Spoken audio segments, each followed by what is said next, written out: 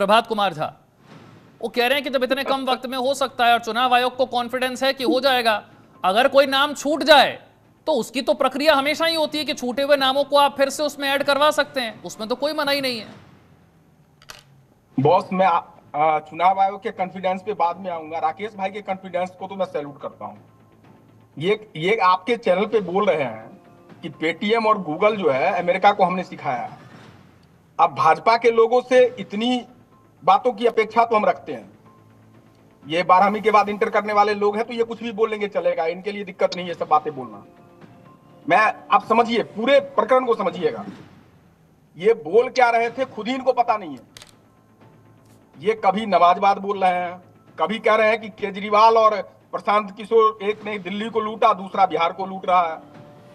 अब प्रशांत किशोर कैसे बिहार को लूट रहे हैं और कैसे नीतीश कुमार जी के 5 साल बिल्कुल संरक्षक बन के खड़े थे, ये नीतीश कुमार जी से पूछेंगे ये राकेश भाई। और उससे बड़ी बात बता रहा हूं, इन्होंने कहा कि बस यूं ही हो जाएगा। मतलब ये भाजपा के प्रवक्ता महोदय चुनाव आयोग के प्रवक्ता बनकर के बात कर रहे हैं। पहली बात तो ये है, इन्होंने कहा शुरुआत में कि संवैधानिक है, बिल्कुल संवैधानिक है वो।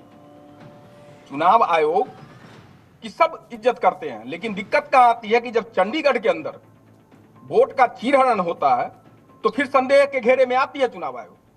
जब चुनाव आयोग को बताया जाता है दिल्ली के अंदर या महाराष्ट्र के अंदर कि आपका बीएलओ इस ढंग से भाजपा के नेता के कहने पर लोगों के नाम काट और जोड़ रहा है, और एक साथ बताइए उसकी कैपेसिटी में नहीं है, 15-15 हजार लोगों का नाम काट रहा है और जोड़ रहा है। तीसरी बात, झारखंड के चुनाव में सुना होगा आपने, ये बांग्लादेशी घुसपैठी है और ये सारी चीजें लेकर के यही लोग आए थे। इनके ही एक नेता घूम घूम के पूरे झारखंड के अंदर बोल रहे थे। तो मेरा तो साधारण सा क्वेश्चन है राकेश भाई से, 11-12 वर्षों से आपकी सरकार, बॉर्डर माननीय पार्ट टाइम गृह मंत्री जी के पास में, अब बीएसएफ काम नहीं कर रही है, ऐसा अगर आप आरोप लगा रहे हो तो मैं आपके आरोप के साथ बिल्कुल खड़ा नहीं होऊंगा, क्योंकि मैं अपने सेना के साथ खड़ा हूं। मुझे पता है बॉर्डर सिक्योरिटी फोर्स कितनी मेहनत करते हैं और कितनी विपरीत परिस्थितियों में देश की सुरक्षा सुनिश्चित करते हैं, लेकिन ये उन पर भी उंगली उठा रहे हैं। अब अंदरूनी सुरक्षा किसके अधीन है? माननीय गृह मंत्री जी के अधीन है। बिहार में सरकार किसकी है जिसमें बैठ के ये मलाई खा रहे हैं? इनकी और इनके सहयोगी दल की है। आप सोच के देखिए, सिर्फ चुनाव के समय में बांग्लादेशी घुसपैठिए आ जाते हैं, बाकी के 5 साल बांग्लादेशी घुसपैठिए का पता नहीं होता। तो ये भाजपा के लोगों को जो ज्ञान दिया जाता है वो बस एज इट इज बोल जाना है, मतलब अपने कॉमन सेंस से कुछ सोचना ही नहीं है।